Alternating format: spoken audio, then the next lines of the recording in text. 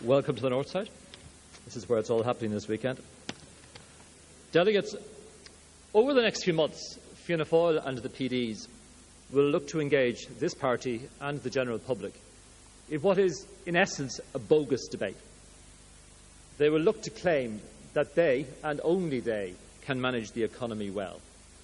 And they'll do this basically in two ways. Firstly, they will look to assert that it was the current government who created the economic boom when they came to power in 1997. And secondly, they will look to suggest that there are significant differences between them and us when it comes to economic policy. On both grounds, they are wrong, and they know they're wrong. As Rory has said, the boom didn't start in 1997. Any fair-minded commentator, and that includes pretty well everybody outside of PDs and Fianna Fáil, know well that the boom started at least 5 years before 1997. This party is deservedly proud of the contribution which we made in the 1990s to resolving the problems of unemployment which had bedevilled this country in the 80s. Likewise, we in this party are mature enough to acknowledge that the economy at the moment is in relatively good shape and that the government is entitled to some credit for that. In fact, the bottom line is that the prosperity which many of us now enjoy is in truth the result of a shared endeavour in which politicians from most of the major parties have played a role. That shared endeavour is underpinned by a general agreement in relation to most of the tools of macroeconomic management. Of course there are differences. Unlike Fianna Fáil, we are not in the pockets of big builders. Unlike the PDs, we wouldn't sell off the family silver. Unlike both of them, we believe that the market needs to be regulated and not let rip. But when it comes to the big things, to social partnership, foreign direct investment, sound public finances, a commitment to the European Union, low corporation tax, industrial policy. When it comes to all these crucial issues, there is broad agreement between the parties.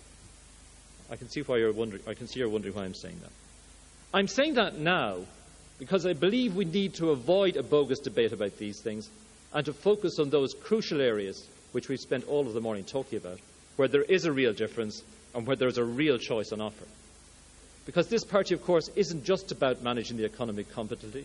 It's about creating a society, creating what our leader has so often called a fair society. We Social Democrats aren't just about creating wealth, we're about distributing wealth. We're about creating a society where all of our citizens have the right and the opportunity to share in our prosperity. We are about creating decent public services which are used and enjoyed by all. Make no mistake, colleagues, there is a world of difference between what the current government says about public services and what we say. The current government believes that public services should be provided only for those who can't afford them. We believe that it is the right of all citizens to have access to decent public services properly funded by the state.